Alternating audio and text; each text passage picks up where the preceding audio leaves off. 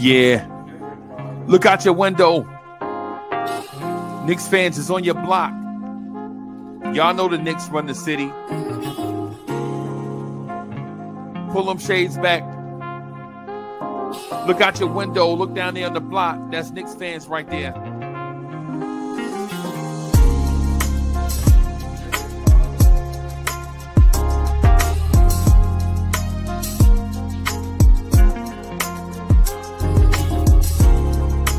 It's about that time.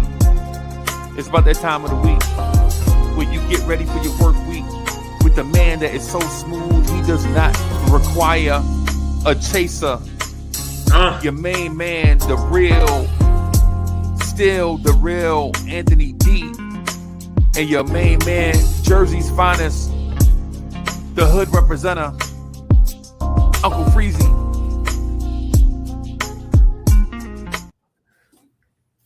Party people in the place to be. What's good? Y'all know what time it is. It's Sunday morning at 11, so y'all know what time it is. It's time for old school Knicks. Still the smoothest intro in the game. Boom. Still the smoothest man in the game. The man is so smooth. He does not require a chaser. Anthony D is in the building. Good morning, sir. Bim. Bam. Now, oh my God. Good morning, champ. Good morning, champ. Salute to you, champion. Salute to, before we go another state at the salute Nick Nation. You know, last week I was tripping over myself. You know, I just jumped in, didn't salute the champions of the chat, the champions of Nick Universe. So right. I had to make sure this morning we started right. You know, salute to Nick Nation. Long suffering, no longer suffering. No longer suffering. We floating, bro. No longer suffering, baby. We floating, bro. Floating. I bet you I tasted like 20 different champagnes since the Knicks won, bro. 20 different brands, bro. Like, come on, Uncle Freezie, what you doing? Oh, you don't have that? Just give me what you got. You know what I'm saying?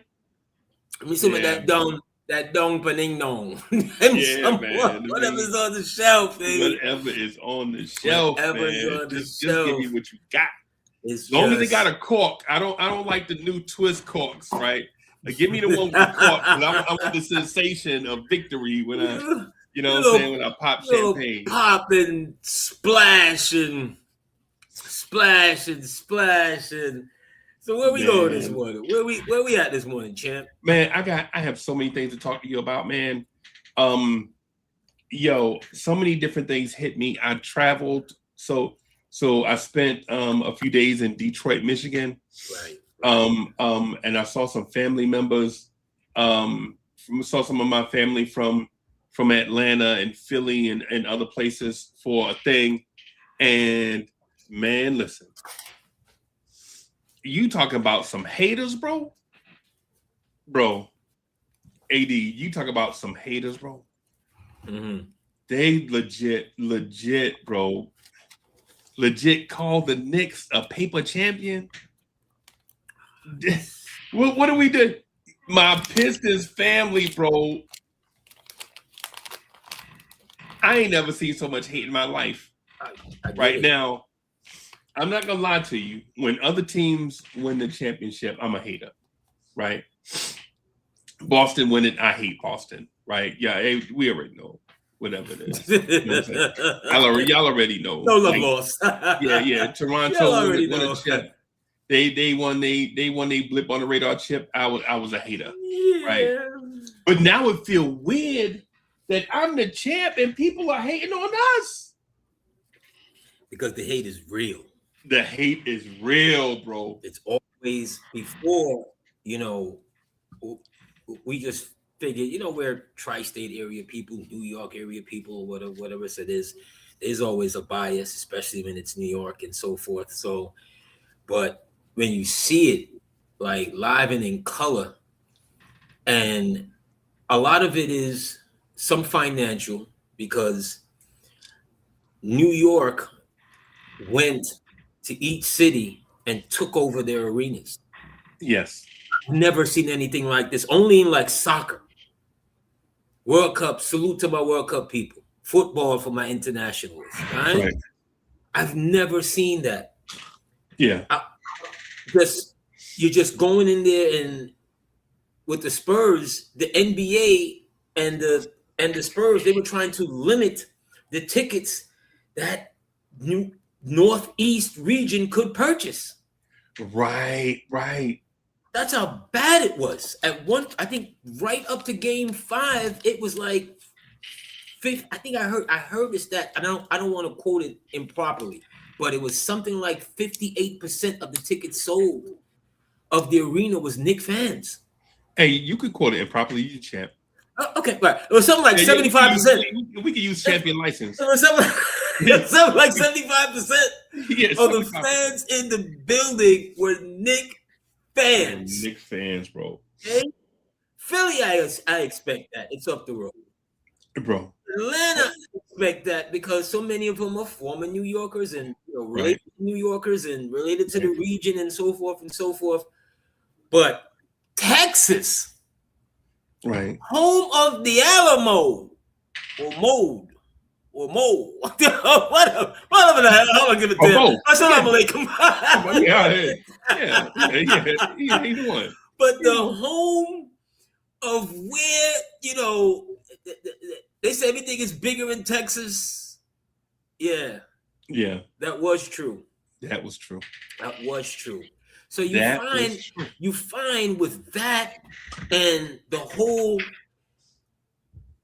New York bias and the Knicks finally getting there, because up until the very moment, Freezie, everybody who was not a Knicks fan, at 7.7 seconds to go, Freezie, we're in the hotel.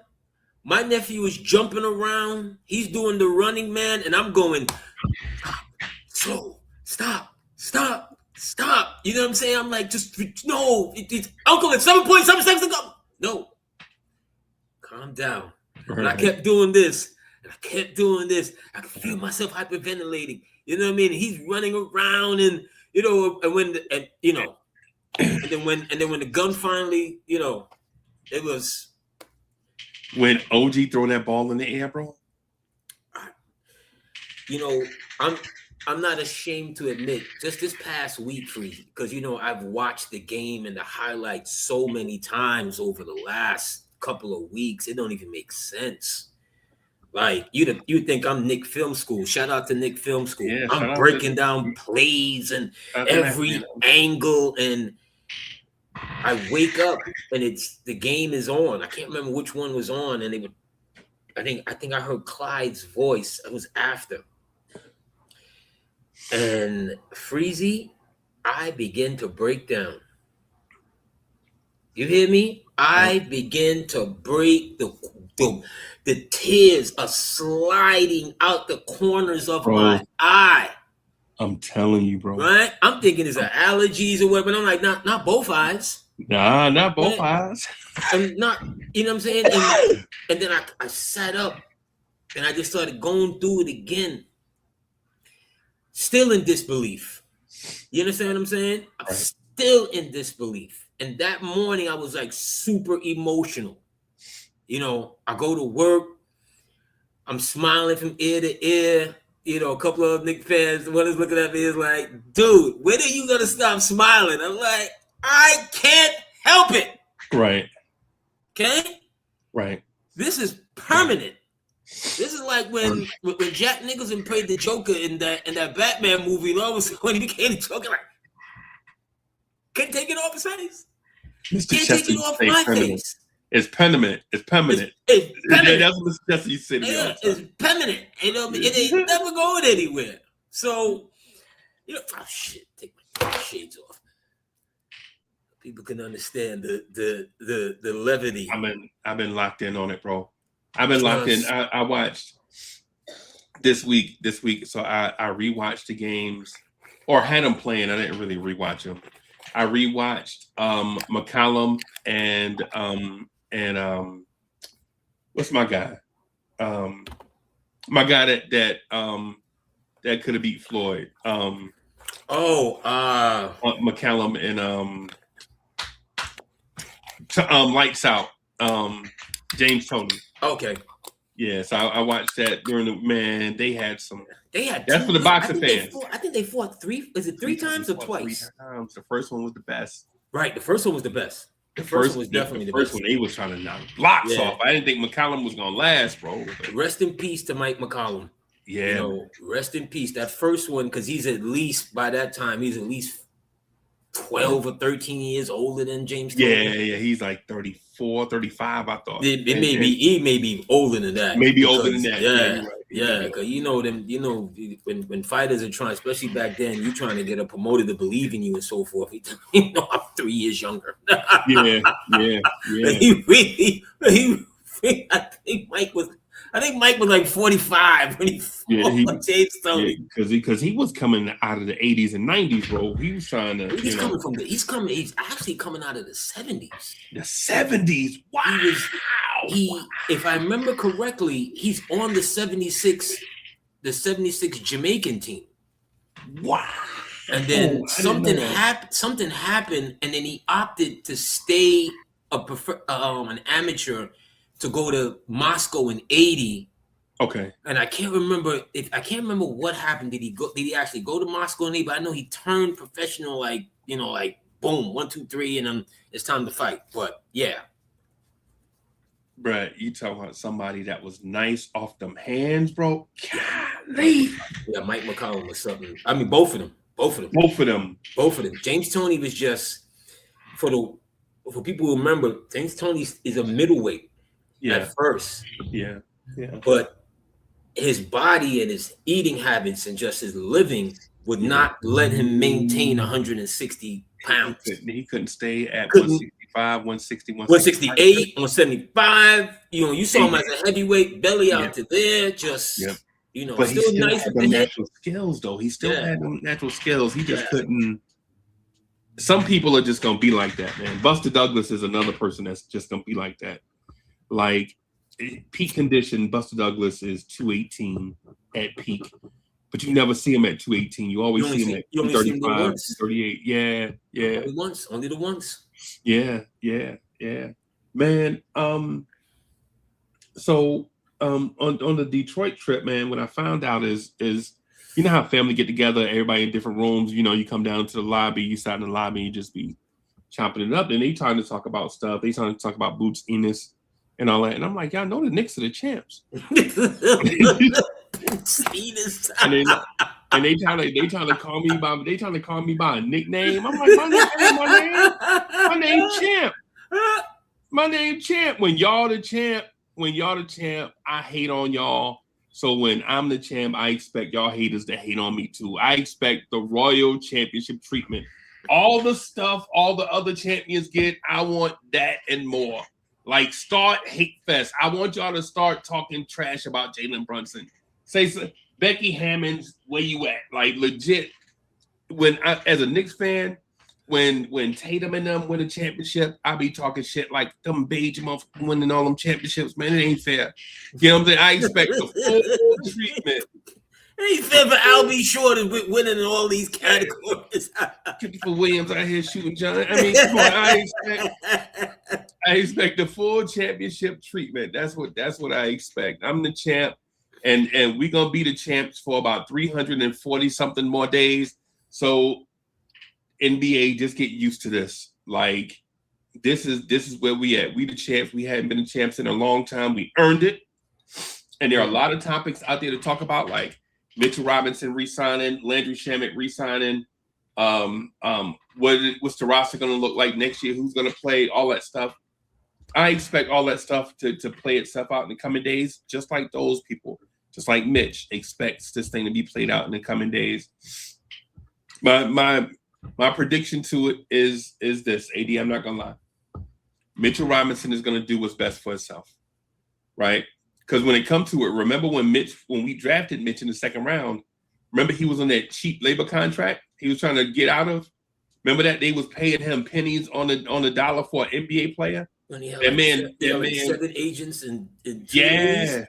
Yeah, that man was so frustrated with his pay He was firing agents, changing representation, trying to get out of that contract, right? And then when he finally got to free agency, you was like, hey man, we really want to pay you, but we got to build a championship contender.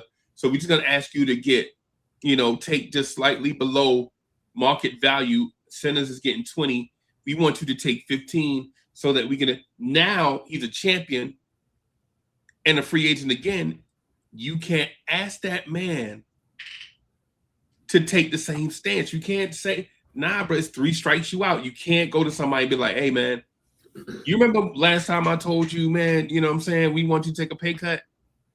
This time we want you to take it. Nah, it ain't, nah. In my mind, Mitchell Robinson is in a mindset that you're going to have to pay him what he's worth.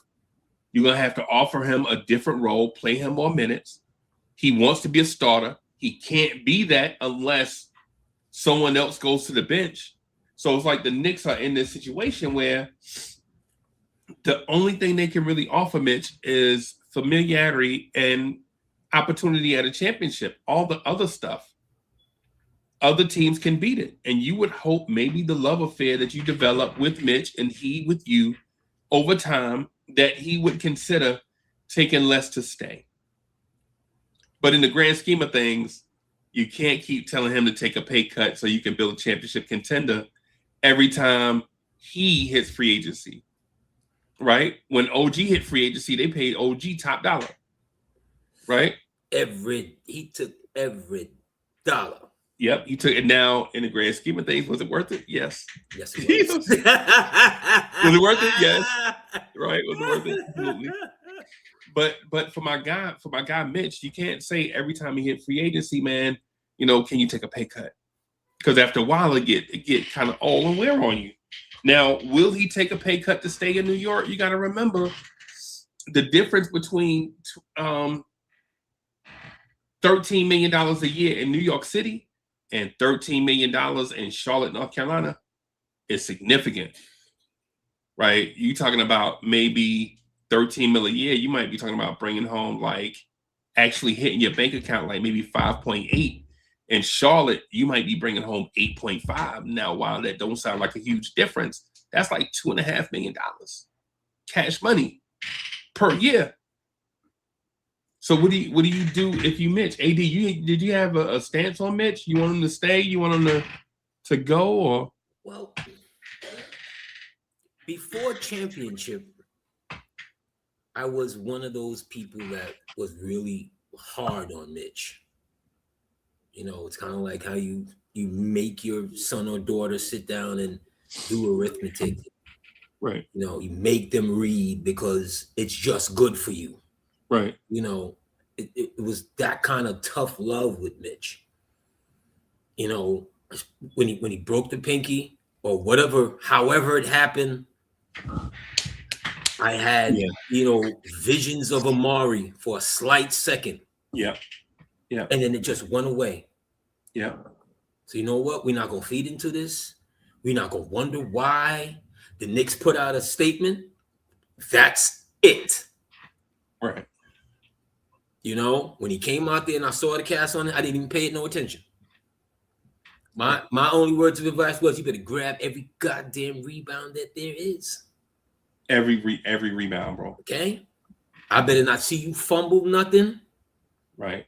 At all. And he grabs one of the big, we talked about it the last time we was on, and sorry that we missed last week, everyone. Things happen in life. Things are what they are, man. Yeah. I was driving. Yeah, but it was one of those things where I'm thinking up until the championship and so forth, all right, this is going to be his last stand here with us. And then immediately after the championship was over, when I thought about Mitchell, we got to keep him. We got to keep him. Yeah. We got to run it back. Yeah. We got to keep him. But this is where, business, you see the ugly parts of the game, which is the business, and Mitch has a family. Yeah. Even if he didn't have a family, He got himself. Yeah. And as you said, how many pay cuts are you going to keep taking? Right. The last time maybe you took a pay cut. I can't remember if there were suitors out there, but it popped up one day. The Knicks have re-signed Mitch to a 3-year, 4-year deal or whatever. I was like, oh, okay. It's the year Vucevic took 20, Mitch took 15. Right. Yeah. So he took 15 then. He's not taking 15 now. No. Not when he's looking at Vucevic getting 20. Ihart, who was his teammate, got 31. And just signed back for 25. Signs back for 25. Mitch got to get his money. There's people out there. I'm sure there's teams out there, but here's the thing. And we talked about this before. Who loved you? Who still loves you? Right. Who nurtured you? Yep. Saw you through all the ailments and you missing through 80% of the regular season. You coming back on a, you're going to do this, we got to watch this, we got to watch that. We remember what happened, the last year. Coming back in, fans were thinking, okay, Mitch is going to be ready to go. Mitch is going to be playing a full whatever. Whoop. Right. Hold on. This plan of managing Knicks physical didn't stop because he had a whole offseason or whatever. He comes back in and they're even managing his minutes and stuff even more than before. Right. Yep. So in his mind's eye, he probably thinking, you know what? When I get the money, or if I get the money, it'll equate to also starting minutes. Mitch, you've never been a starter. Right. You've never been able to play starting minutes. Because he's got a motor, bro. Dudes with a motor. He's got a hell of a motor. Yeah, he goes 100% from the time he gets in the game. And while that's great for offensive rebounding numbers and it's great for defense, it's not really good for long stretches. So not sustainable. Yeah. And a team that doesn't know his history, you think you sign him from the Knicks are gonna be like, well, hey, here's his playbook, here's the medicals. Right. This is how we did it. No. You know what I'm saying? Phoenix didn't give the Knicks the history on Amari and what it was like. All right, no. Do what you do. He's no longer our issue. And it would be the same for Mitch. So he would have to really put that into thought as well. Is okay, the money's important, but maybe if I stay with the Knicks, I can get another contract. Right. You have to start looking beyond this contract now into, all right, the next contract. How do I keep myself healthy, physically and mentally to be able to get that? Right. See, because I have no track record with this team, whatever team it could be if it's not the Knicks. Right. Because it can turn just like that. Let's look at Aiden for a second, right? Last year, this time, the Lakers are rolling him out like he was one of the big men throughout their history. He's not even Eldon Campbell. Right. Keep it a buck. Right. To where a year later, we're hearing that Luka tells management he wants a top flight center. Let me help you out. 7 years ago, that dude was the overall number 1 pick. Yeah. in your draft. He went before you. You saw it. You was in the building. You were in the building, waiting for your name to be called when he was already in the back. Right. Sipping on African mint julep. Yeah. Oh, wow. You understand what I'm saying? So things can change. things can change. So for Mitch, dude, I would love to see you back. I don't care if it's the same management, same style, whatever. That's proven to be a winning style. It's effective. It's effective for us and for you. Right. So, what do you really want to do? Yeah, I mean, you know what? The things that I want, right? So I would prefer for the Knicks to run it back. Clearly, they figured something. They've unlocked something in the league that works, and they got a team of what look like misfits to perform like a well-all unit. Right? Every team can't do that. Like we watched teams over the years that had all the talent in the world. The 1980s Atlanta Hawks had everybody on their roster seem like they had a 40-inch vertical growth. Like everybody on the Hawks was an Olympic type athlete. They even had a dude 5'7". They had a dude 5'7" that had like a 40-inch vertical growth. It was like everybody on the team was either an Olympic style athlete, alien type athlete, or the archetype for their position. 7'2", 260, rocked up and chiseled, shoot the door jumper, all those things. But they never won. Right? They never won. Nada. Right. And even styles. There were styles in the 80s and 90s. Like in the 80s, you had Run TMC, Denver Nuggets, teams that could score 130 points in 4 quarters back then. And they never won a championship. Right. And so basically my point and what I'm getting at is you have to have the right combination of guys at the right stage in their career, willing to sacrifice certain things, understanding what helps the team wins. And that thing that helps the team win may not be the same every night. The thing that helps the team win may not be the same from game to game or from series to series. Some series it might be OG, and some series it may be Cat.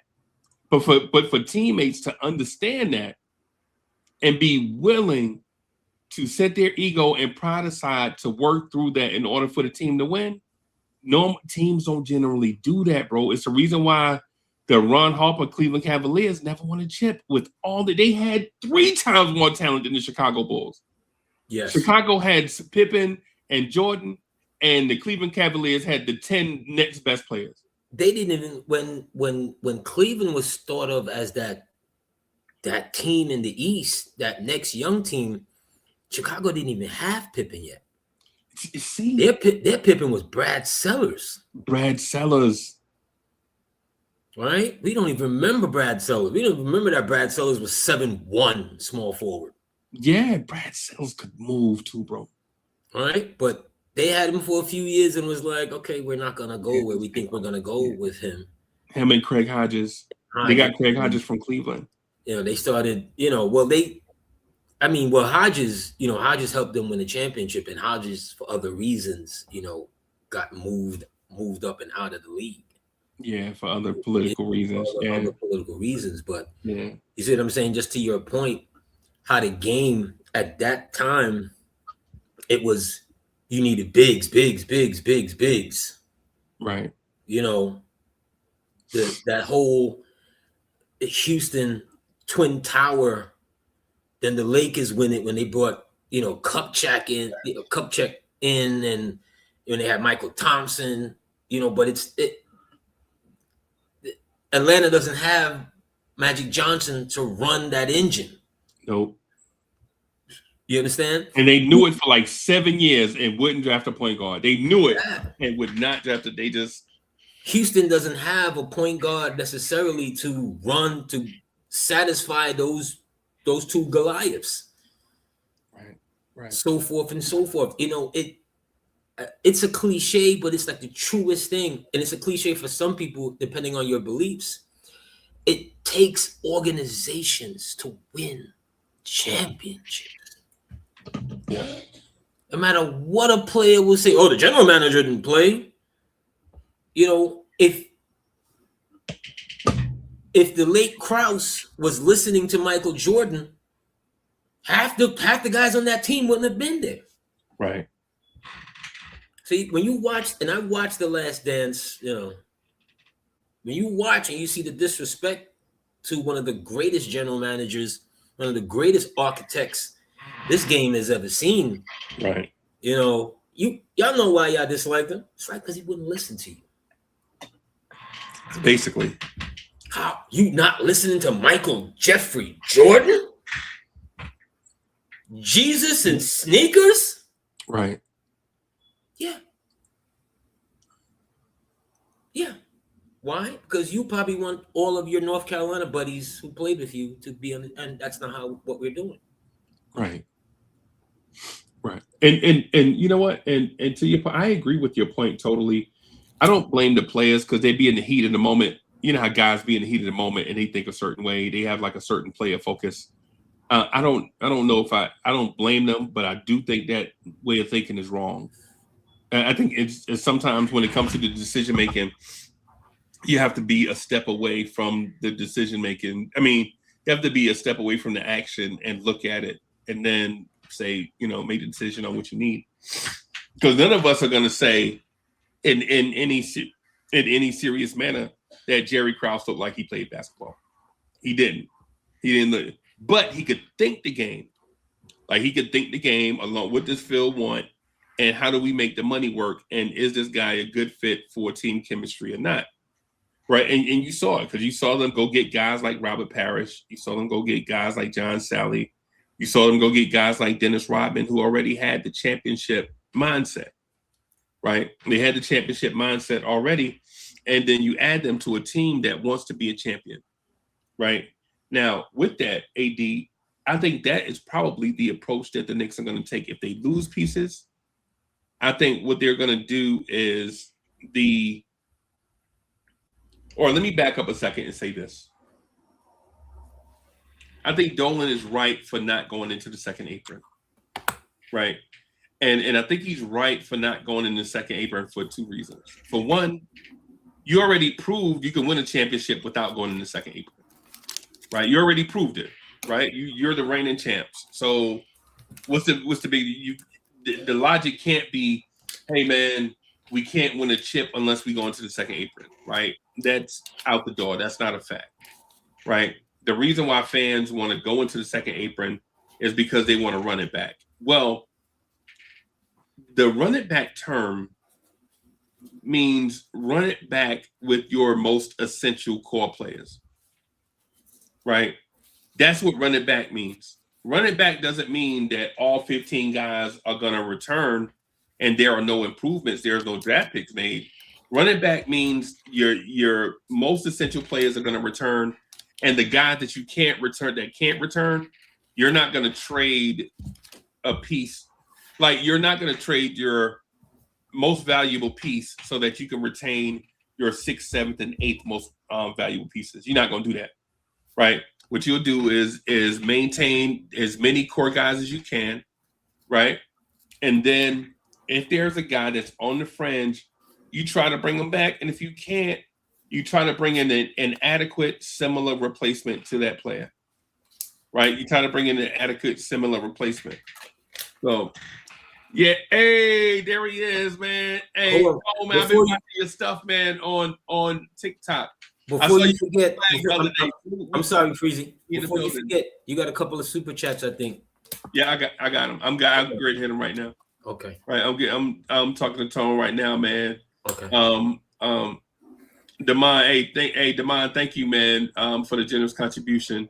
Saw your stuff, man. Appreciate it, man. And David Smith, thank you for the generous contribution. He says the goal is to win championships. Knicks could potentially have 3-peat before worrying about effects of the second apron and run it back. Listen, I understand what you're saying, right? I understand what you're saying about the second apron, David Smith. The thing is about the second apron is this. Do you want to be in the second apron when it's time to give Cat an extension? No, you don't. You don't want to be in the second apron when it's time to give Cat an extension, because that whole year you're going to be negotiating, and then what'll happen is if Cat puts his foot down, Cat's going to be the starting center for the Portland Trailblazers. And now your window is ruined right? Now your window is ruined, right? Do you want to already exist, live in the second apron when it's time for Jalen Brunson to get his extension?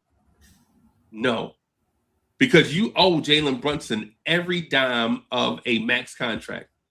And by the time Jalen Brunson's thing kicks in, you're talking about it's a 3-to-1 ratio. So if Jalen Brunson's contract is $77 million, in theory, James Dolan is going to be paying $230 million for Jalen Brunson to be a Knick for 1 year. And then if he stays there, it multiplies over time.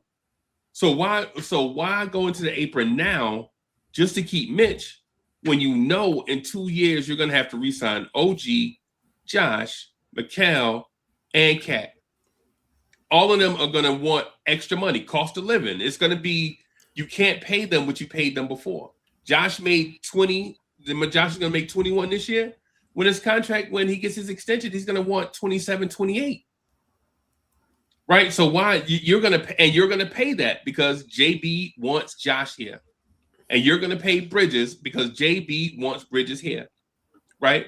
But if you go into the second apron early and start the 1-to-3 ratio early just because of one player, by the time you get to those guys, now you're thinking, okay, I gotta pay Cat $70 million, right? But his impact is going to be $210 million, $215 million that I'm actually paying in real dollars. So why would I do that before time?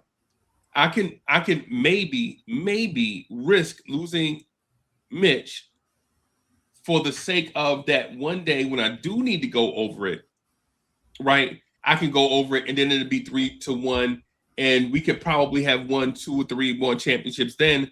And then I could, responsibly pay that dollar amount as opposed to going over the apron now.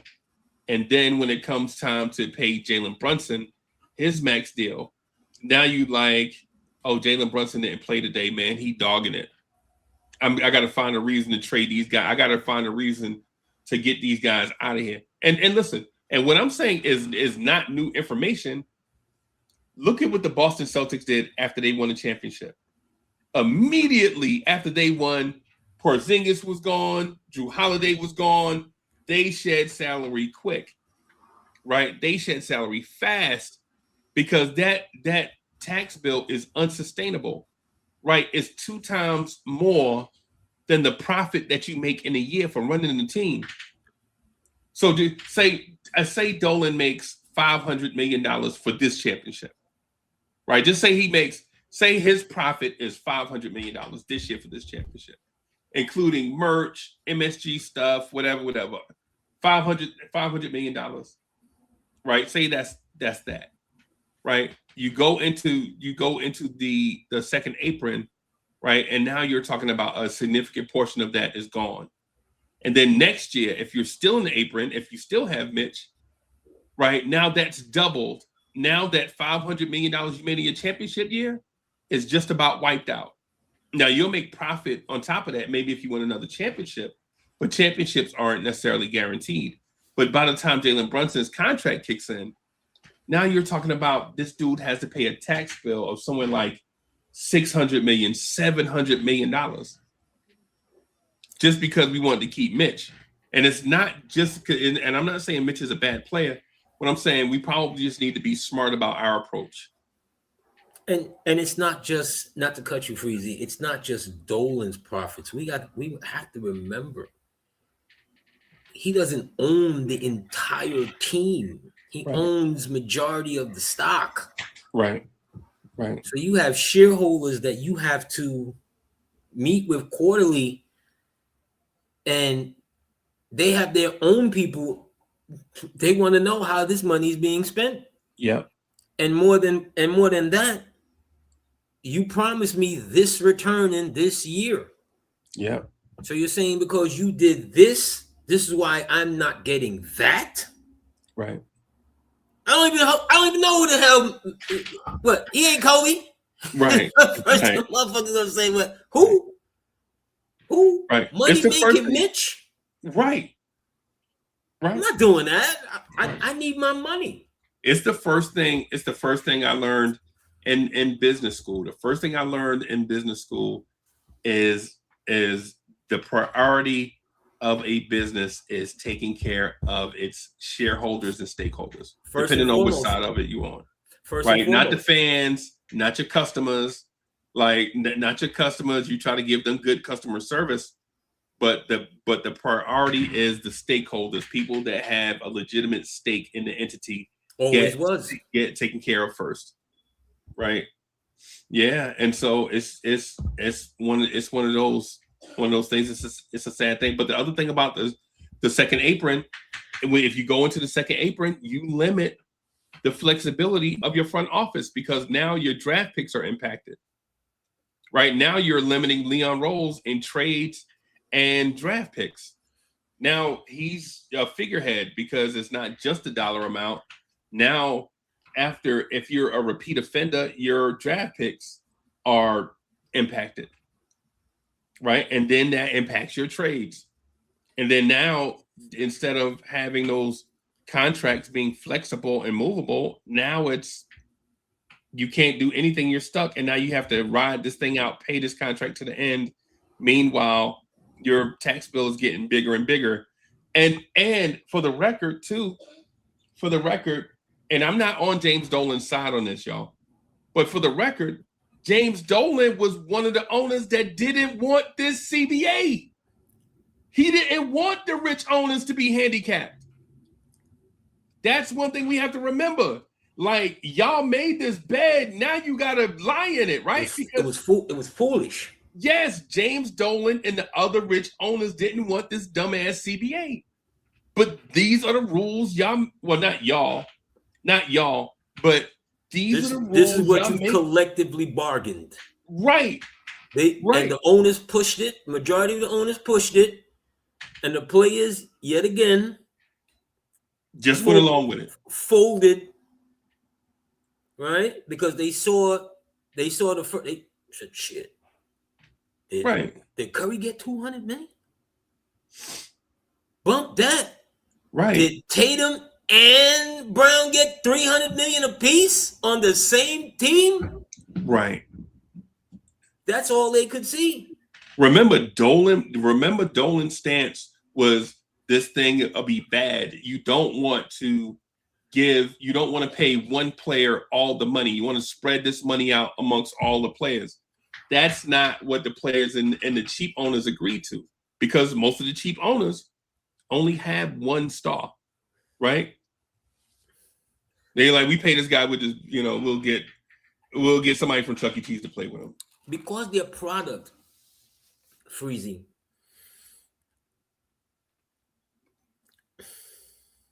is such a valuable product.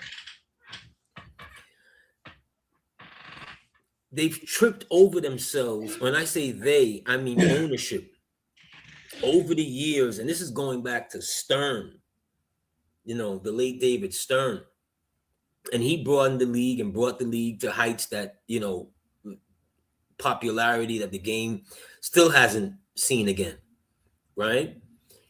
But in order to get more from the players, they kept on inching on their territory, inching on the players, making it the players have to keep it a buck. Jalen Brunson took $113 million pay cut.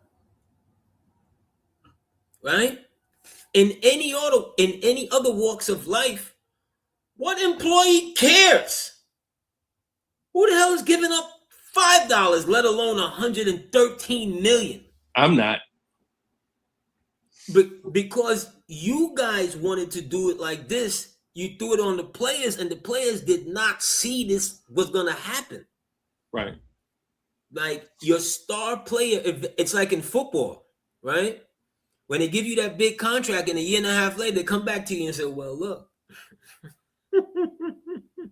right. we're gonna need you to take this lump sum of 60% on the dollar of what we promised you, or we're gonna trade you or cut you.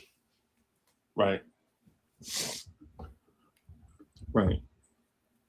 Nah, bro. In essence, the league didn't, the NBA didn't do the same thing.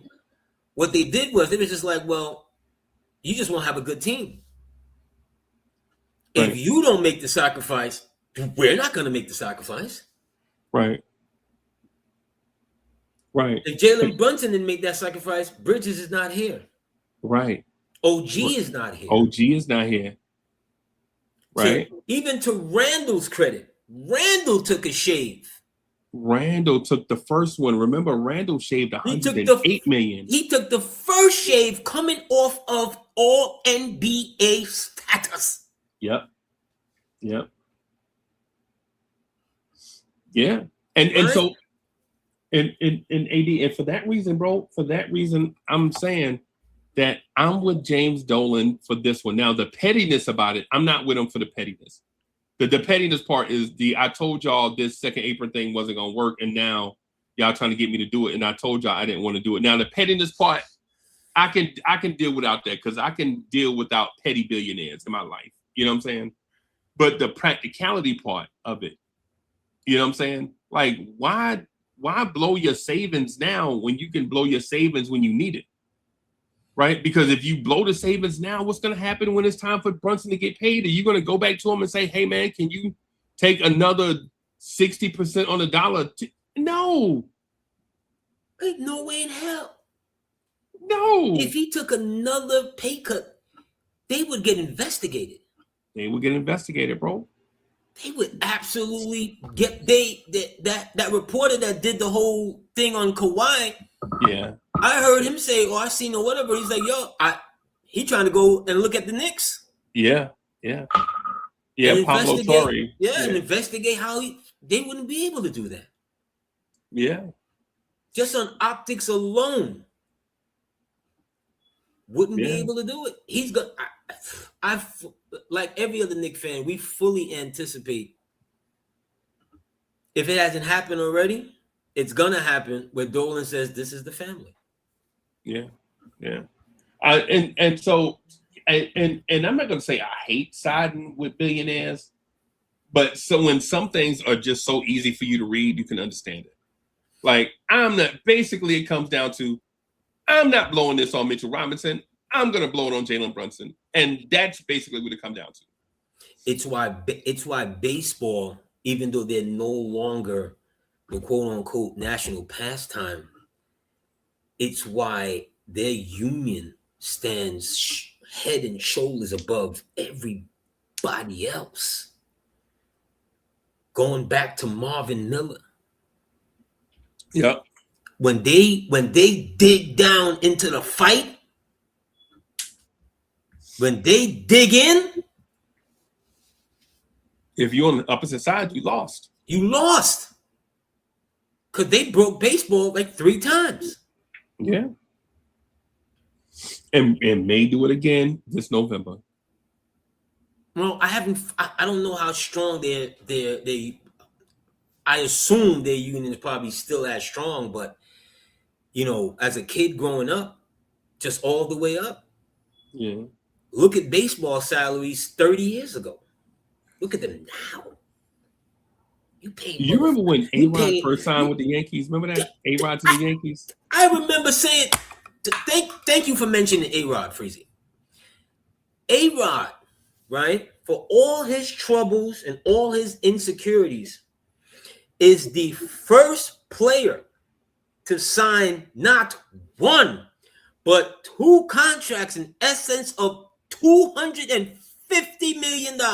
Yep. Right? His boat rose everybody. So how Jeter got his money, so how everybody else got his money. Right. Then what did the union do to him? Gave him their ass to kiss. Yeah. Because who the fuck knew about anybody taking fucking steroids but three entities? Right. A-Rod. You got this man on TV talking about cousin Yuri. Yeah. To this day, the fuck is cousin Yuri? A-Rod Petty signing them contracts with a gold ink pen though. Like, you got to grow up and be a man, bro. There should have been platinum and diamonds. Yeah. Oh my God. And that was the thing. That's the one thing about A-Rod. And I'm sorry, people. You know us. You know how we do. We vary up and down. It's the one thing about A-Rod I never understand about him. The insecurities when you at the top. When you at the top. And not only are you at the top, you're with the top organization. Yep. And not only with the top organization, you win a championship. You think I was going to retire before hitting 700 home runs, Freezie? Wrong. Wrong. I don't give a damn if it was in Japan. Right. I'm hitting 700 home runs. Hey, and that home. So he hit a home run in Boston to win a series, right? And the look on Derek Jeter's face when that man was rounding the bases, like Derek Jeter could have legit went and tackled that man. Yeah. He get back to run. Because you're not a real Yankee. Like, you could look at him and tell, like, he still don't like A-Rod. Just, you know, petty as all hell. Right. For what? What did he say? What did he do? He gave a quote when he was 22 years old.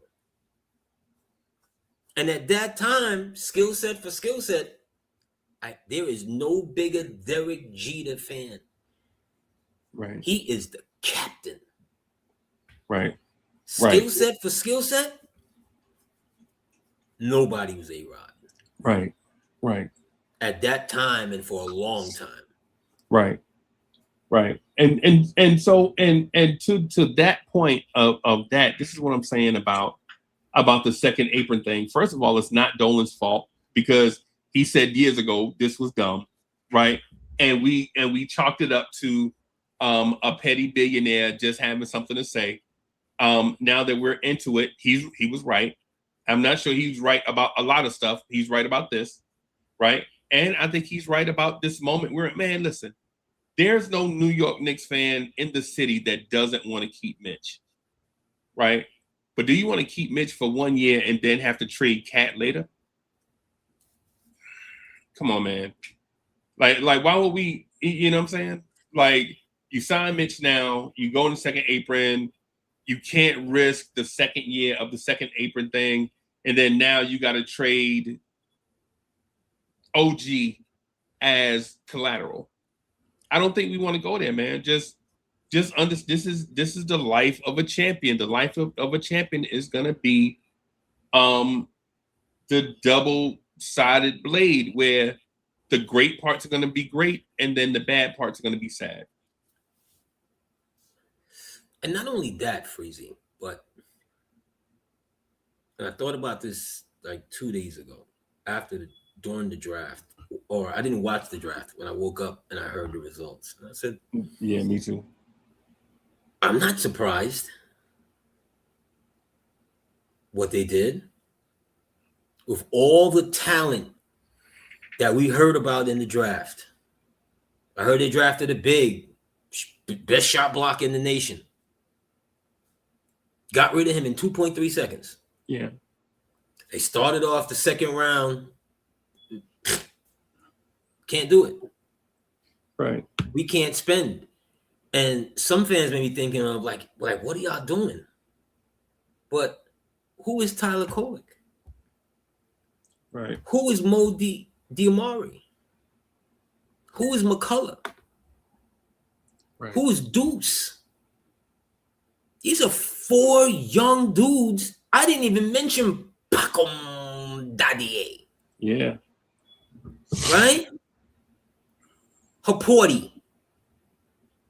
These are 6 young dudes you already have on your team. Right. You think you can draft more young dudes and add them to that without taking away from that? No. Right. They're sitting there going, all right, that young big or whatever, shot block or whatever, we got Haporti. I think Haporti could do that. A young point guard coming out, whatever, all right. We already seen Kolek in a pinch or more than a pinch can play the position. Right. Right? We just re-signed. We didn't even touch this yet. Alvarado. Another young guy. You just gave a 3-year contract to. To even think about Mitch, you got to save your coins. Yeah. Can't bring these guys in. So I wasn't surprised at all. It's like, no. Makes sense. Makes sense. You already have a plethora of young guys. Right. There's no room at the end. And we want it to be, but it's just not. It's not feasible. Yeah. And, as time goes on, we'll be able to look back at the draft and be like, oh, wow, the Knicks could have did this and this and that. But then we'll forget you're defending champions. Right. You're not defending champions with a litter of free agency. Right. Your top free agent is Mitch. Yeah. I know we love Landry Shamet, but if somebody jumps out the wazoo and gives Landry Shamet a crazy contract, what? And then the question would be, well, what's crazy? Anything that's going to push you into the second apron. Right. Landry Shamet, love you. If signing him to a deal that's going to push him in the second apron, no fucking way. Right. No way. I could get another Landry. Right. You're only doing that for, and I think I saw David had it in the chat or something like that, or I think projected that JB would get $83 million a year or something like that. But we're not that far from it. Yeah, that's more than double what he makes right now. Yeah, we're not that far. How much is Cat making? 60 million? 57. 57, right? His next deal, on average, what is he going to want? 67? Yeah. So if you're paying him 67, what you going to pay JB? Yeah, this is what I'm saying, bro. You have to pay JB what? 75? This is 80? what I'm saying. This is what I'm saying. All guaranteed. But that's where it's going. So if I wake up tomorrow morning and I hear the Knicks gave and it's average 83, yeah, I'm fine with that.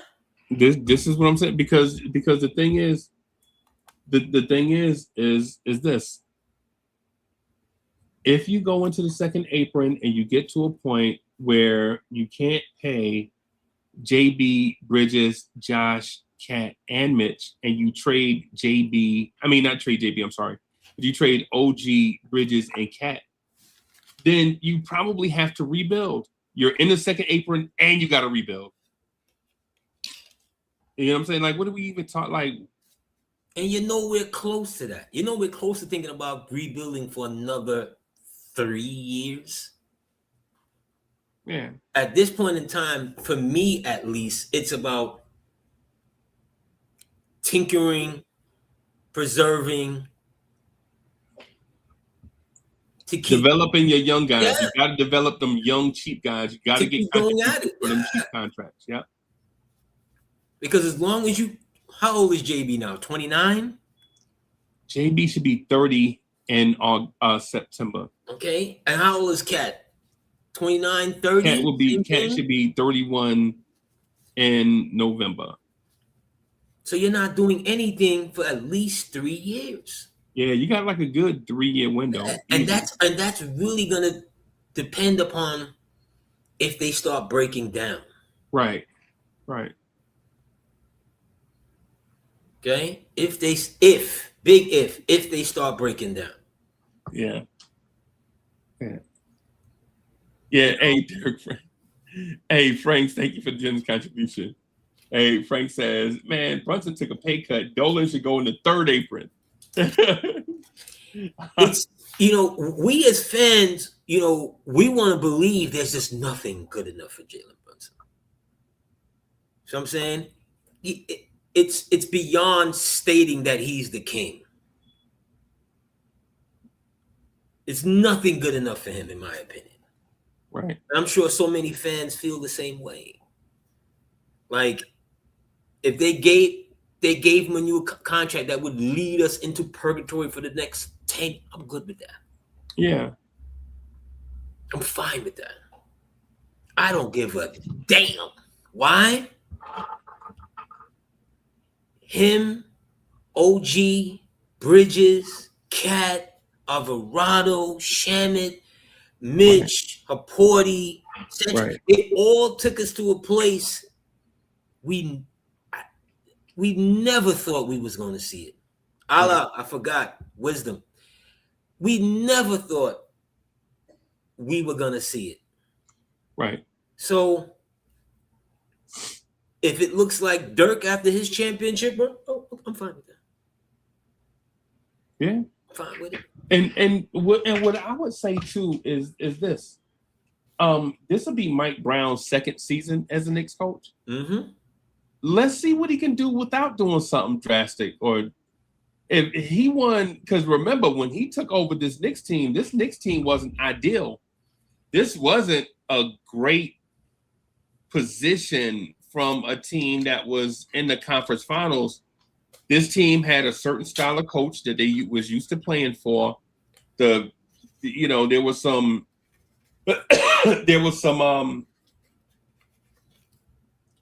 grind, some friction between what the previous coach wanted to do and what the front office wanted to do consistently.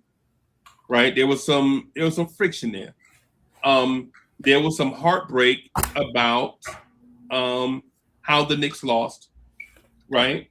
There was some heartache about who should start. Remember last summer we talked about who should start, Mitch or Josh. That was the topic all summer. Right. All summer, last summer, y'all remember that? For anybody that watched Blorange Tears and other Knicks content creators, one of the topics all summer was who was going to be the fifth starter in a Mike Brown system. Remember that? That was like there were a lot of things to work out. But it's one of them things now. Mike Brown has had the team for just about a calendar year, and I would say give him some time to figure out what he can do with the roster with or without Mitch before you commit to hundreds of millions of dollars and then realize you could have did it without doing it. You know what I'm saying? Like, and listen, and I'm a Mitchell Robinson proponent. I want Mitchell Robinson here. Make no mistake, I'm not saying let Mitch walk. What I'm saying is if the uncomfortable reality is Mitchell Robinson has to leave, then we have to consider what life is going to be like without Mitchell Robinson. That's all I'm saying.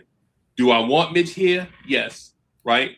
Do I want Mitch to get everything that he wants also? Yes. As a Knicks fan that just won a championship and is facing these things, if we were facing this and if we were facing this and we weren't the champs, I would be destitute. I would be heartbroken right now. Right? If we weren't the champs and we were facing these tough decisions, I would be in a weird space.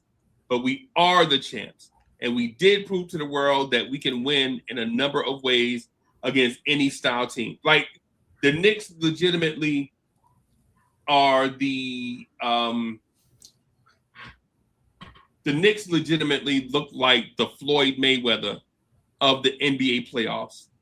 We're going to win in any style that you want to lose. Any style that you want to lose in, we're going to win in that style. The Knicks were 16-3 in the playoffs. They averaged less than one win per round. I mean, one loss per round.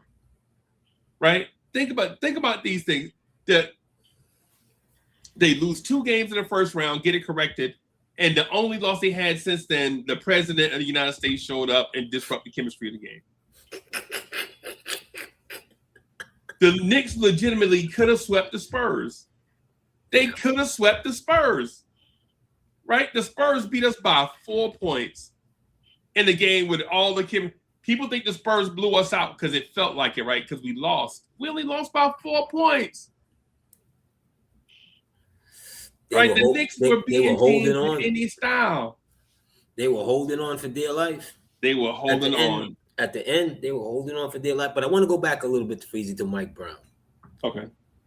Because I don't think we really, and I've been listening to other podcasts a little bit here and there. But I don't want to say no one hasn't done a deep dive on Mike Brown. But to go back a bit, I remember when he got the job and you and I were on, and I remember saying that Brown is best in year one.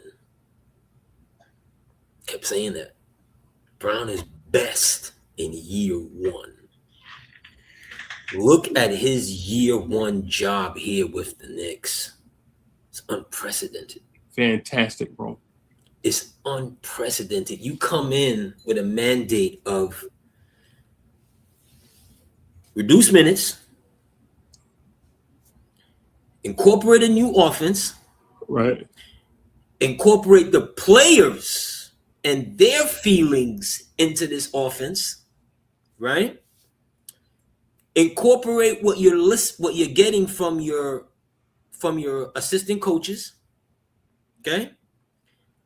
Incorporate the youth. Incorporate the bench more. Yeah. 6 things. Oh, and I forgot. Get to the finals. Yeah. 7 things. Right. That this man had to do. If you heard he had a breakdown at some point during the season when they come out with the documentary, I won't be surprised. Right. Okay? Because if he doesn't get to the finals, he's fired. Yeah. Let's just keep it all the way through. He doesn't get to the finals, he's fired. Gone. He's fired. Bridges is probably gone. OG is probably gone. And Giannis is here. And for the record, I wasn't a Mike Brown fan. For the record, I wasn't a Mike Brown fan until probably April. I think by April, I finally, and that's a long time, bro. But I didn't become a Mike Brown fan until April because I felt like in other cities he tinkered too much. Like something to be going good, and the next thing you know, he got Sabonis playing point center. And you're like, what the fuck? Why don't you just let De'Aaron Fox run up and down the floor? He's scoring like 26 a game. Just let that man go up and down the floor. You know what I'm saying? And then next thing you know, De'Aaron Fox is playing off the ball, and some guy named Malik Monk is like doing like what is going on? Yeah, but what they did there though, Freezie, and I don't want to take sides because we're Knicks fans from the outside looking at what they're going through. Right. But remember, Sacramento went from purgatory. Right. In 1 year, Mike Brown had him hitting the what is that? The beam of light that went through to the sky and shit that you see in Vegas. They're playing Golden State nose to nose. And what Mike Brown did wrong from my vantage point at that moment in time, he went public with what the game plan, how it didn't fall through with Fox. Yeah. And the organization is going, how old is Fox? And he's what? He's perturbed by who? Yeah, we appreciate what you did for us. Cleaned it up. It's kind of like, remember that movie Lean on Me with the principal?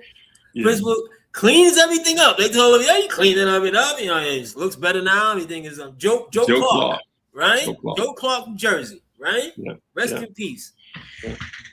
Then the city decides that, you know what, Joe, we don't need you anymore. Right. Kids are better. Everything is cool. And that's kind of what happened in Sacramento. You're never going to win a fight like that with a young, budding superstar.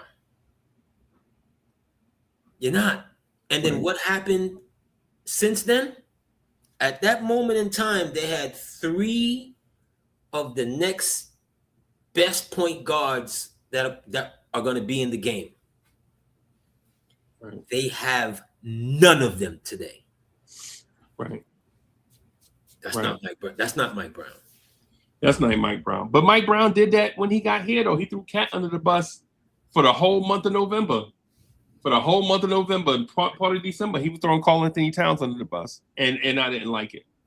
But what I learned is what I learned, and a lot of us that are in our, say, 40s, 50s, and 60s, we learn this over time, is everybody that you meet and everybody that you like is not going to be perfect.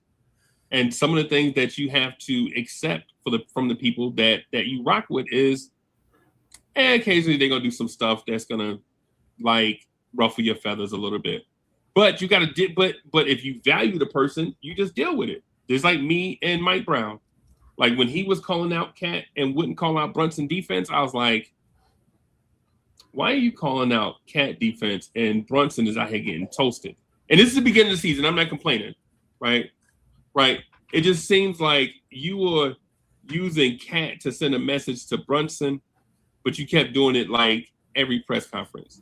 Like when he said, man, you scored 40 points and grabbed 20 rebounds, but there's other stuff you have to do. I'm like, the fuck? That man had 40 points and you want him to do other stuff? It's the tricky part of the business, Freezie, because after the game, you have to do a press conference. Yeah. Yeah. And it's after the game when emotions are hot. Yeah. Yeah. You know, no matter how cool they may look up on the podium, it's fresh after the game. You understand? So those things, as you can see over time, they worked it out. Yeah. You know, and he was willing, as you said, he's a tinkerer by nature. He's a tinkerer by nature. Yeah. Look at it. Look at game 4. Yeah. He played everybody but me and you. Yeah. And I'm sure if we were sitting there in a uniform, it would have been the Happy Days Ralph mouth all over the mouth. Get in the game. Yeah. But we'd have been like mouth. We'd have zipped down our warm up, and you'd have saw nothing but for me. I'd have had on a suede front. Right. I'd have had on a suede front with British Walkers. Yeah, right. Right. You know, you probably got an Applejack stuck under your arms. Yeah, right. Right. Freezie, what the hell you doing with an Applejack? Like, Getting ready for acting. Uncle Freezie, what you doing with a bow tie on? Assalamu alaikum. Like I ain't know. You know what I mean? So they worked it out. The team worked it out. Right. You know, when you see these other guys around, when I say other guys, I mean other NBA players, past and present, when they're on their own podcast and they're talking about, you know, the inner workings and the relationships between one another, you get to really understand that the brotherhood that they project and whatever, it's really fleeting. Right. You understand? So again, to Mike Brown and his staff's credit, that's why you saw Mike Brown constantly, you know, bigging up his staff and so forth, because it just wasn't him. But he was smart enough to listen. You know, to listen enough to say, all right, I'm not going to listen to everything you guys are saying because I'm still the coach. Right. You know, I'm still the coach, but all this intel you guys are giving me, I got it right here. And I'm not afraid to use it. Game 4 again. Alvarado plays the entire fourth quarter from the third into the fourth. No Bridges. Right? No Roger, no rerun, no rent. No Bridges. No Bridges, bro. Right? And he had to hold that. Why? Because it's not about you in this moment. Right. And this is where Brown and his staff got the team to that point where whatever pettiness and selfishness you might have been feeling up to that moment of before getting into the finals, you understood that, okay, I can't be the one to fuck it up. Right. Because I can't be the one to sit and pout and run to the media, because the first thing the media is going to do with Bridges, well, Mikal, well, how did you feel not playing those last? Right. Yeah. And if he takes the bait, at that moment, if he takes the bait, everything could go. Right. But what? Brown and his staff, and to the players' credit, had gotten to a point where there was no bait to be thrown in the water. Right. Why? We already hungry. We already hungry, bro. I mean, but you know what? That's one of the things. That's one of the benefits from keeping your bench sharp. When you keep your bench sharp, it provides you the flexibility to use different options that when the time calls for, say, a screwdriver instead of a knife, even if you don't have a screwdriver on the bench, you got a Swiss Army knife that come in and do the job practically. And I think that's what Mike Brown did. Like in these situations where maybe he needed more rebounding but didn't have a big, he could bring in Josh Hart. And Josh Hart could be your perimeter defender and rebounder. You know, because we know Josh Hart is a vulture rebounder. He's not going down low, boxing people out, fighting people in traffic for rebound. You know, he's an opportunistic rebounder, and he's great at it, right? He's probably the best in the NBA at it. And so, but when you have those options, like, hey, I need some speed right here, I need some energy, you take out Deuce and bring in Alvarado, and then next thing you know is pedal to the metal. And it's like one of those things where maybe in previous years we wouldn't have, even if we had that option, we never would have used it. So kudos to Mike Brown. And Paris Duggar, thank you for the generous contribution. Paris Duggar says, salute AD and Uncle Freezie, something for the channel and for the championship and this channel, man. Thank you, man, for the generous contribution, man. We appreciate that. Thank you for all the comments. Thank you, Paris, you champ. Yeah, champ. You know what I'm saying? Thank you, champ. You know what I'm saying? Paula, you champ. Sadu, you champ. Champ. Just David, you champ. Champ. You know, Ant, you champ. Just exactly. You know, but I wanted to go into a little bit of, I don't know if you saw it. I'm sure you did. The recent interview with Leon Rose on the Teammates podcast. Okay. You know, the what are they? The Teammates, or the whatever the fuck their name is. I'm sorry. But it was so good hearing from him. Right. You know, and that's all I think Knicks fans ever wanted. Okay? Right. Nothing crazy. We weren't looking for anything salacious. Not what Dolan is, doing now, whatever. Let him do it. He's happy, he's fun, he's finally successful with the team. You know what I'm saying? Pop champagne while you talking. Let's pop champagne while you talking. Go buy a champagne company. Yeah, go buy a champagne company. That's it. You know, but with Leon, just when he talked about how he felt about JB and how he was going to build the team around JB. And this is just, and he mentioned something about needing another ball handler. People correct me in the chat if I'm mistaken. Of needing it, why they got Alvarado, and that was something that they knew that they already needed. And I was like, thank God we weren't just, because going back all the way back to the Miami series, when quickly. When Bam Adebayo, dove on Emmanuel Quickly ankle and put him out for the series, we were short. Yeah. But you were coming to that point. Yeah, you were a higher seed and so forth, but it was a glaring need. Right. The following year it was a need, which is why you end up bringing back Burks and so forth, because you knew you needed a veteran ball handler at some point to help. And then it reared its ugly head against Indiana. Yeah.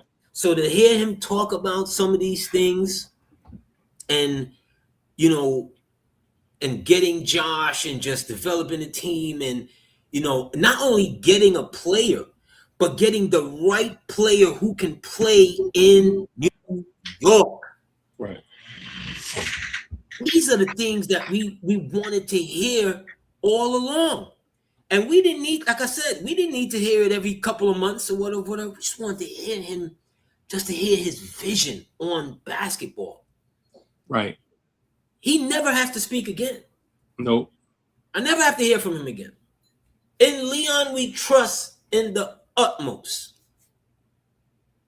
But just as a fan base, and I don't know, y'all can tell me in the chat how y'all felt about it. If y'all seen the interview, I'm sure y'all did. But just to hear him talk about the team and, getting the team and, and so forth, having navigated it, you got COVID and all of these things are happening and the fan base is upset, and you take on a team that's in disastrous situation, disastrous shape. You didn't draft RJ Barrett. Right. Right? But you had to navigate around that. Right. Not that RJ's a bad player or whatever, but I'm saying these are the things that you had to then, you're bringing in JB and you're going, okay, Randall's already here. Right. Barrett's already here. Right. When I'm watching them, and now when I got JB here, these are all lefties. It don't matter for JB because JB can play on either side. But at that time, RJ couldn't. Randall wouldn't. Randall wouldn't. Right. Right? So now you have to navigate around this. And you got to show something that other general managers that was here never showed. Right. Patience. Right. Right? Let me not go tie myself up into something that I'm not going to be able to get out of in 2 or 3 years. Right. Let me just sit here. Okay. Randall's a lot better than I thought. Okay. I know I drafted Obi, but it'll work out. Right. Because for a long time, we were sitting there going, the hell are you drafting Obi for? Right. Yeah. Then Randall takes off, and we know what happens after that. Right. Could have been Halliburton, could have been Maxey, could have been Desmond Bain, but we took Obi Toppin. But it was a COVID year, so you couldn't be in the gym with nobody. You watching interviews over video, and so you want to give them partial. The world was in a weird place when the Obi pick happened. Remember that draft was in November, as a matter of fact. So, Rodney Atkins, thank you for the generous contribution. Salute fellow champs who've been Knicks fans since the 1970s.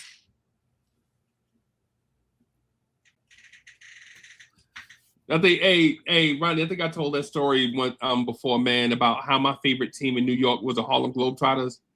And I went to the Garden to see it. It's like, man, we go to the Garden to see a basketball game. I'm like, yeah, man. Metal Lock Lemon, man. Curly Neal. I'm thinking I'm going to see the Harlem real. Globetrotters. At first, you thought them games was real. Yeah, I thought them games was real. I was little, bro. I was a kid. I'm like, the Washington Generals have to be the worst team in the history of mankind. The ugliest uniforms. They look like Waffle House employees, bro. Yes. They had but I think they did that on purpose so they could stand, Yeah, to make them look like it's a whole clown. Now, I don't want to call them clowns, but it was a whole entertainment factor. Right. With the Globetrotters. I saw someone say something about we're gonna prove KD wrong. Like, that's already done. That's already, yeah. We already did that. KD needed to be second fiddle to a team that already won a championship. Like he's never done it on his own, like not with a team. It's a sad thing to see these last 7 years of his career, you know, that nobody's talking about. That's why you got to take. That's why, AD, to your point, and not to cut you, right? But that's why it's paramount these years right here that we have our core in their early prime years.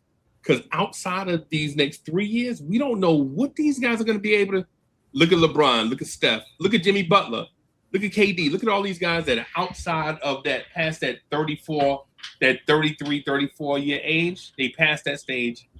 And now they don't look as their stats look the same, but their effectiveness is not the same. You know, Steph Curry can still shoot the three, but it's not as impactful. His points, his stats, they look and feel so empty. Right. They look and feel like the last time I saw him and felt that he was great was in that Milwaukee series, the Tippy Toe series. Right.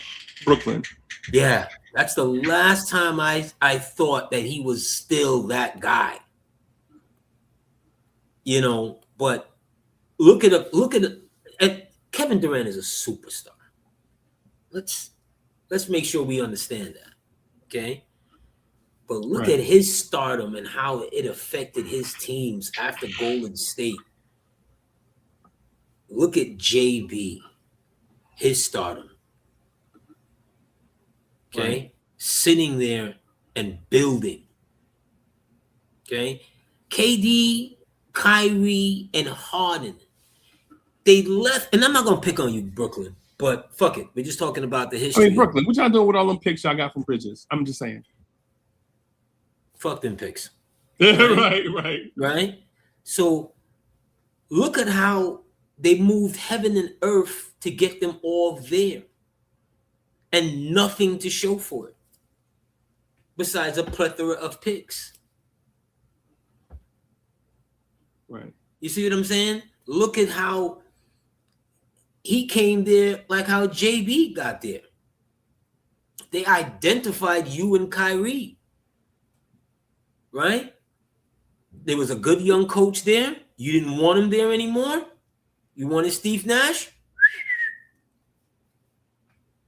Kyrie, you want to walk around the building and burn sage up and down in the bathrooms and do it. James Harden, you want to arrive looking like you 6 months pregnant? Fine. Smelling like lemon pepper? Smelling like lemon pepper? Fine. Okay? But you see how he's not a leader. Because look how easy it was able to unravel. The Nets didn't want Kyrie with just Kyrie. No, they didn't. They weren't actively seeking to get James Harden. You made them do that. Right. Right? Because what? We supposedly weren't cool. Right. How cool are we now? We were so cool last summer, you had the audacity to think that James Dolan was going to even think about having you come to the Knicks? No. Surprise. Surprise, Surprise. No. Right. Because he's saying, well, I'm not doing this to JB. I'm not ripping this up and make JB have to account for your nonsense. I'm not doing it. Thanks, but no thanks. And the Knicks won the championship this year in a way that Hollywood makes movies. Right. It's the new Rudy. JB about to be Rudy. Right. This is the Knicks. The way the Knicks pull this thing out was nothing short of Steven Spielberg, Martin Scorsese, whoever, some great Hollywood, Ryan Coogler, some great Hollywood director, right, made this in a break room somewhere, and it played out in real life for the New York Knicks. The Knicks didn't have, their star player is not prototype anything, archetype anything, right? The second best player is a guy that a lot of people say hadn't reached his full potential. That is crazy, right? That when they say Cat has not reached his full, that is bonkers for a guy to put together a career like Cat has, right? And then everyone else had some type. Landry Shamet said it best when he was on the Old Man in the Three podcast with John Turturro, right? Chat, y'all see how somebody created content and I gave him credit for it? That's what we should be doing. But anyway, absolutely. Anyway, so on the Old Man in the Three podcast with John Turturro, Landry Shamet said everyone had a narrative attached to them, whether it is they wasn't good enough, they couldn't make it, maybe they moved from team to team. Everybody had that one thing in common and had one simple thing to prove to the world that they can do it. Whether your name is Josh Hart and people view you as Jalen Brunson's friend and not an NBA player, whether you're a Cat and people consider you soft and maybe not worthy of the number one pick in your draft class, whether it's OG Anunoby can't stay healthy, whether it's Mikal Bridges got traded for 5 picks and he's not worth it, maybe it's Deuce McBride, maybe it's Landry Shamet is always the guy in a trade or last guy to make a roster or get cut, right? Everybody had something attached to them and everyone had something to prove, right? But the entity that had the most to prove and had the most on the line was not a player or a coach or an owner. It was a New York Knicks fan base that was waiting for 50 years to erupt the way that they erupted over a championship. Yep. And the closer the Knicks fans, the closer us, y'all in the chat, me included, AD on the screen, everybody, the closer we got to the championship, the more we could smell it, the more lit we can believe and not believe we were in that moment at the same time. When the Knicks were in the finals, we knew we deserved to be there, but we couldn't believe we were that close to winning the championship. When OG Anunoby grabbed that last-second brick from Victor Wembanyama that he threw up, that desperation brick that alien threw in the air, and OG grabbed that rebound and threw it in the sky, and we knew we were the champs. Flying in that moment, unidentified object. Yeah, that alien threw up a UFO at the rim, and OG grabbed the rebound. In that moment, right? Whether you believe this thing or not, we were satisfied to say we were the champs. We couldn't believe that it was happening. And the fact that we did it over with these circumstances and against these odds, and the way that we did it, the way we steamrolled everybody throughout with all those narratives was nothing short of a miracle. Right? And you saw it for yourself. When we swept Philly, we were joking like, Philly, yo, we red hot right now. Did y'all just see what we did to Atlanta? We get to Cleveland. We like, Cleveland, man, we red hot right now. Did y'all see what we did to Philly? We get to San Antonio. We say San Antonio, we red hot right now. Did y'all just see what we did in the AD? I'm going to say this to you, my brother, and I still can't believe it in my eye. Honestly, for all my years of watching basketball, I still can't believe what I saw. The Knicks went 8-1 in the conference finals and NBA finals. Chat, if that doesn't tell you how dominant we are, how good we are as a team and an organization, then I can't explain anything else to you. 9 straight road wins, playoff record. No one has ever done that. Bro, we had 11 straight wins by 9 straight wins by double digits in the playoffs. 9 straight wins by double digits in the playoffs. 13 straight. I'm up. I'm gonna give y'all a little something. So y'all have heard me say this. Prior to winning the championship, I got new Knicks gear. I got a Derrick Rose vintage from like, I think my ex bought it for me like 5-6 years ago. Loved it. Shout out to Pooh. Yeah, love that jersey. I got a RJ Barrett, the black with the gold. Got another couple of them. I could never put them on. Could never put them on, Freezie. Right? Fast forward. After the 2 losses, every Knick game, I look for what am I going to wear, right? So I take them out after game 3. I'm looking, I'm like, I can't put it on. I can't put them on. And all of a sudden, I see my Biggie shirt.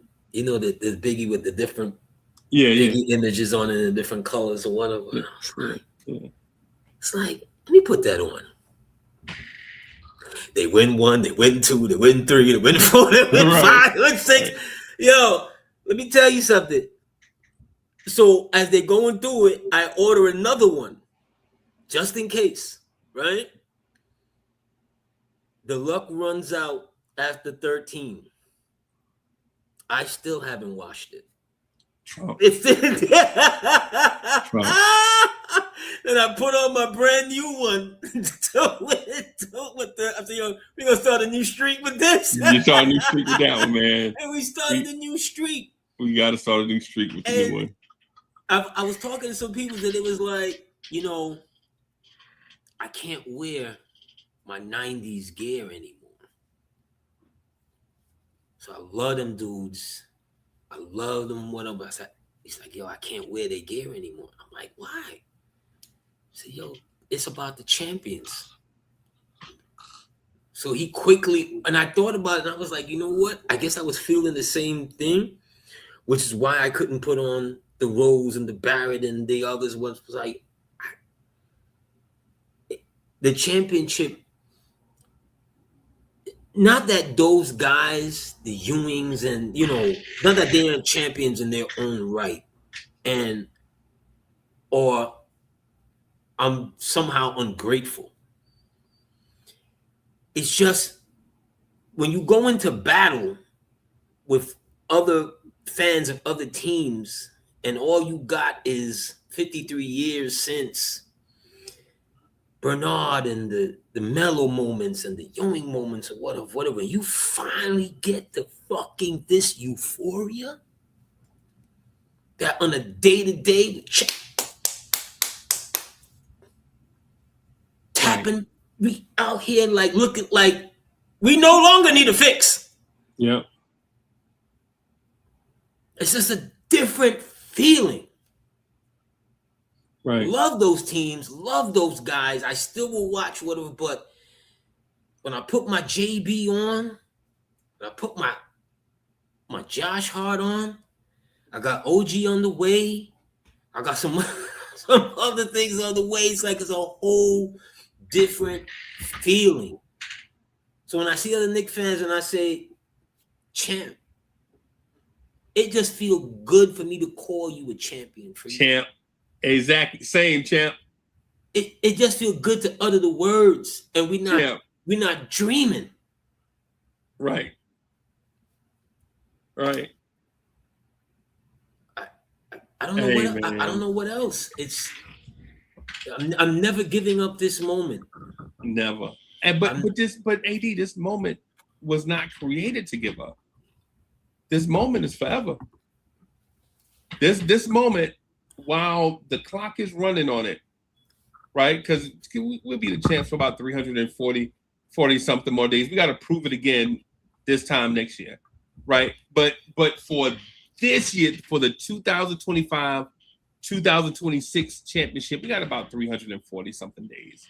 Next year, we'll win it again, and we'll celebrate that championship as different, a part of, but separate, right? The championship we win next year will be different, but a part of something greater. but it'll be its own thing, right?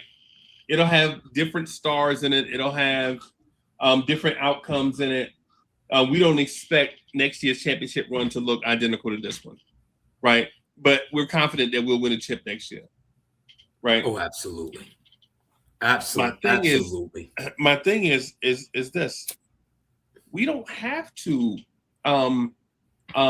be in this moment as if this moment will never happen again, and we'll have to reflect on it. This is historic. What happened is natural data in the natural order of things. Like, you can't rewrite it. You can't draw a line through our name and put Indiana Pacers. That's not happening. The Knicks are the 25-26 champs. And that's what it's going to be like forever. And so that's why when I look at my Knicks stuff, I was like, I don't want to wear this. I'm going to just put all of it on. Right? Like, I just put it on because it represents how I'm feeling in the moment. But I gotta ask you a thing, and maybe we could talk about it next week when we get some time. Right? But I just want to put this bug in your ear. When are the Jets going to draft a quarterback? Now I'm joking. So I'm joking about that. Right? When the Mets get to their next World Series. So in 70 years. Okay. Got you. In 70 years. Right. Salute to my Met fans. Right. So I heard Oakley say on somebody's show that he really wants to. I'm summarizing his words. I mean, I can't remember the show. I think it's one of them shows Oakley was on, but basically he was talking about his relationship with Pat Ewing and how they went to battle together for a lot of years, and the Knicks won a championship, and it should be water under the bridge. I want to talk to you about that next week, man. If that's something that you want to talk about. You know, we've talked about it from last week. We won't go too much into it. I'll just say this: just shut up. If you really want to make amends, you know what I mean? Like, come correct. You're not begging nobody because we're men. Right. And we live by our actions and the decisions that we do. But if that's what you really want to do, and if it's really heartfelt and you really mean it, because like we said before, I don't know if I talked about it on the last time we were on, but he was in New York and he went into some restaurant and it erupted.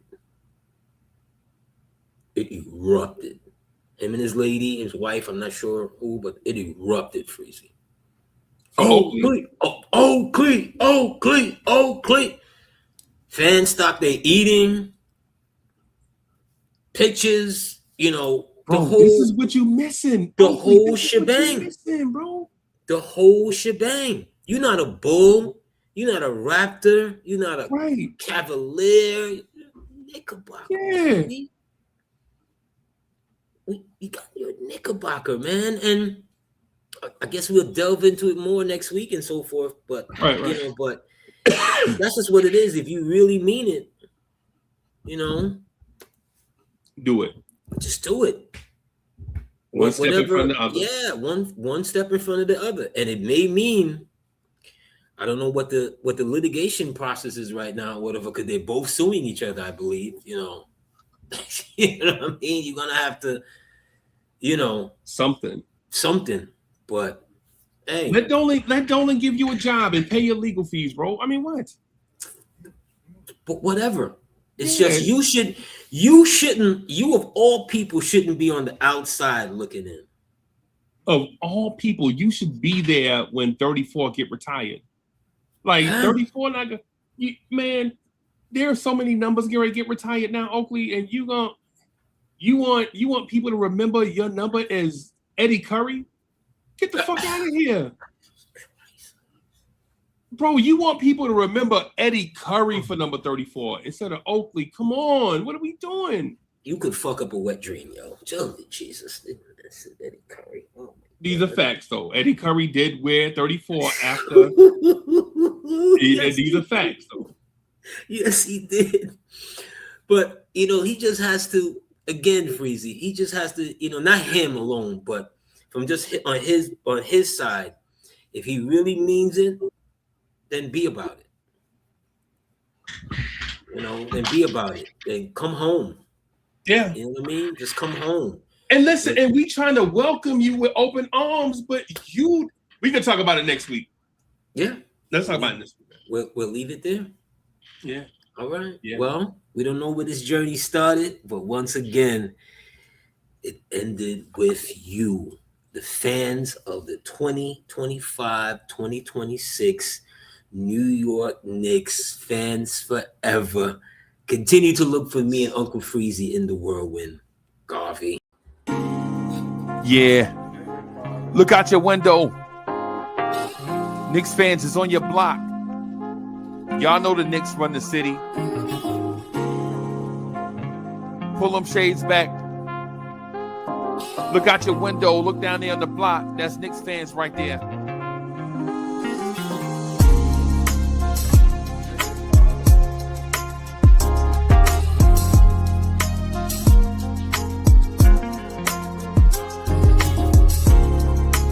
It's about that time. It's about that time of the week where you get ready for your work week with the man that is so smooth he does not require a chaser. Your main man, the real Anthony D.